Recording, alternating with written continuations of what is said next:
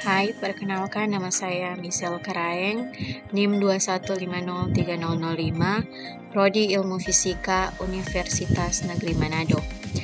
Pada kesempatan saat ini, saya akan mempresentasikan karakteristik reservoir. Ada 3 pokok pembahasan yang akan kita bahas. Yang pertama, bagaimana panas bumi itu terbentuk. Yang kedua, pemanfaatan langsung untuk pembangkit listrik. Yang ketiga, ada cara kerja PLTP, komponen PLTP, dan jenis-jenis PLTP.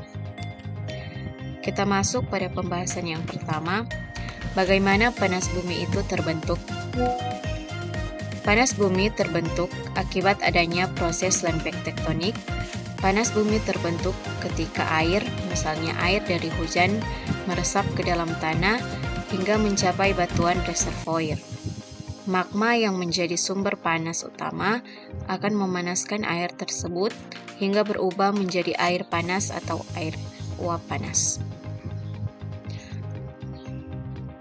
Konveksi yaitu terjadi saat adanya rambatan atau perpindahan panas melalui air dengan suatu sumber panas, sedangkan jika rambatan panas tersebut melalui bebatuan, maka proses perpindahan panas tersebut merupakan konduksi. Pembahasan yang kedua, pemanfaatan langsung untuk pembangkit listrik. Pembangkit listrik tenaga panas bumi atau PLTP. Panas bumi di bawah permukaan akan memanaskan air tanah. Air ini kemudian menjadi uap yang menggerakkan turbin generator listrik. Pembahasan yang ketiga, ada komponen utama PLTP, yaitu ada komponen valve yang mengatur aliran fluida. Yang kedua, ada separator yang berfungsi untuk memisahkan uap dari air yang bercampur dalam aliran dua fasa. Yang ketiga, ada silencer yang berfungsi untuk pengendap suara. Yang keempat, ada turbin uap yang berfungsi untuk memutar sudut-sudut turbin. Yang kelima, ada kondensor yang berfungsi untuk mengubah uap menjadi air. Dan yang terakhir, ada gas extraction yang menjaga supaya kondisi di dalam kondensor tetap vakum. Adapun cara kerja PLTP. Pertama, energi panas bumi diperoleh melalui pengeboran atau drilling hingga ke reservoir di kedalaman 1.500 sampai 2.500 meter. Fluida termal yang ada di dalam reservoir kemudian dialirkan untuk menggerakkan turbin dan memutar generator pada PLTP sehingga menghasilkan energi listrik. Kemudian uap sisa dari turbin masuk ke kondensor untuk mengubahnya menjadi air kembali dan didinginkan. Kalau perlu didinginkan lagi, dimasukkan ke cooling tower. Fluida termal lalu diinjeksikan melalui sumur injeksi agar kembali menuju reservoir. Tujuannya untuk menjaga keseimbangan fluida dan panas. Dengan demikian, sistem panas bumi bisa terus berjalan. Di sini ada gambar komponen valve, kemudian ada gambar separator, ada gambar silencer, ada turbin uap, ada kondensor, dan gas extraction. Adapun jenis PLTP, yang pertama ada dry steam, yang kedua ada flash steam, dan yang terakhir binary cycle. Dry steam menggunakan uap dari sumur bor untuk memutar generator untuk menghasilkan listrik. Contohnya di PLTP Kamojang dan PLTP Wayang Windu, Jawa Barat. Flash steam menggunakan air pada air temperatur lebih tinggi atau lebih besar dari 360 derajat Fahrenheit atau 1820 derajat Celcius yang dipompakan di bawah tekanan tinggi ke generator. Selama aliran air panas pada pipa menuju generator-generator, tekanan tiba-tiba berkurang seiring dengan pengubahan menjadi uap.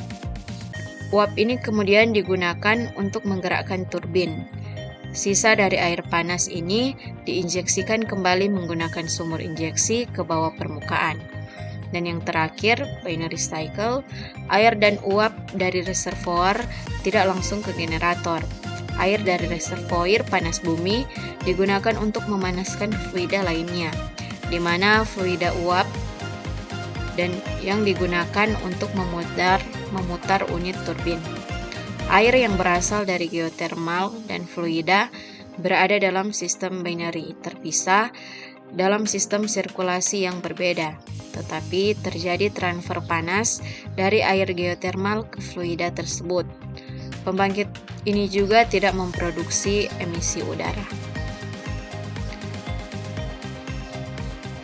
Hingga 2021 ada 17 PLTP yang tersebar dan beroperasi aktif di Indonesia. Yang pertama ada PLTP Kamojang, lokasi di Jawa Barat, pemilik IPB PT Pertamina Geothermal Energi, total kapasitas 235 MW elektrik. Tenaga panas bumi yang berupa uap. Uap yang dikeluarkan sangat kering dengan kelembaban yang sangat rendah, sehingga uap dapat langsung masuk ke turbin tanpa harus diproses terlebih dahulu. Yang kedua, ada PLTP Lahendong, lokasi di Sulawesi Utara, pemilik PT Pertamina Geothermal Energi, total kapasitas 120 MW elektrik. Pada slide ini ada gambar proses dari 2001 sampai 2016 tentang PLTP pembangkit unit PLTP Lahendong. Yang berikut ada PLTP Sibayak, lokasi di Sumatera Barat, pemilik PT Pertamina Geothermal Energi, total kapasitas 12 MW elektrik. Pada gambar juga saya lampirkan perkembangan unit dari PLTP Sibayak dari tahun 1996 memiliki 1 unit dan baru 2 MW. Kemudian di 2008 membangun 2 unit. Kemudian ada PLTP Salak, lokasi di Jawa Barat, pemilik IPB PT Pertamina Geothermal Energi, total kapasitas 376,8 MW elektrik. Kemudian ada PLTP Darajat, lokasi di Jawa Barat, pemilik PT Pertamina Geothermal, total kapasitas 270 MW elektrik. Kemudian ada PLTP Wayang Windu, berlokasi di Jawa Barat, pemilik PT Pertamina Geothermal Energi, total kapasitas 227 MW elektrik.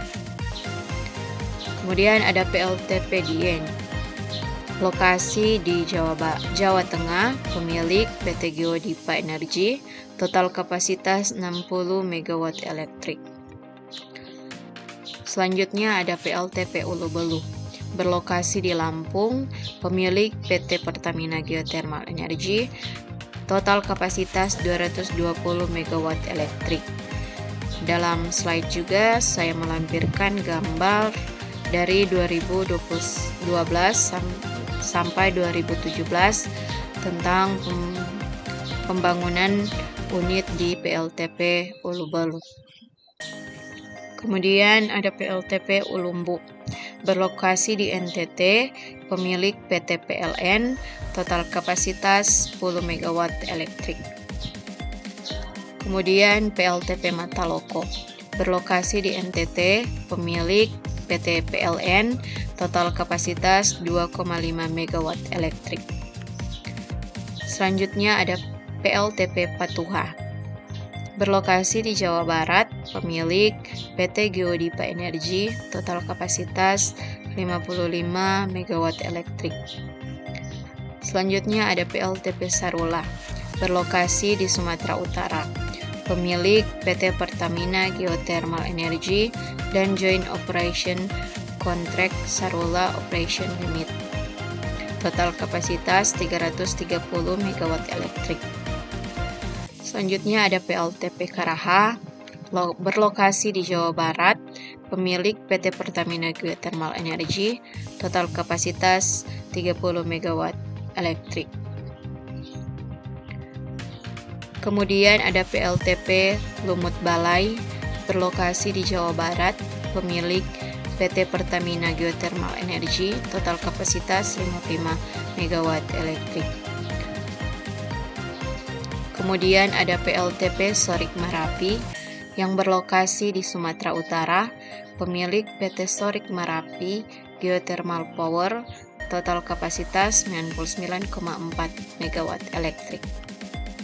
Kemudian ada PLTP Muara Labo yang berlokasi di Sumatera Barat, pemilik PT Supreme Energy Muara Labo, total kapasitas 85 MW elektrik. Selanjutnya ada PLTP Rantau Dedap, berlokasi di Sumatera Utara, pemilik PT Supreme Energy Rantau Dedap, total kapasitas 98,4 MW elektrik. Mungkin sekian presentasi dari saya. Mohon maaf jika banyak kekurangan dalam presentasi kali ini. Saya ucapkan terima kasih.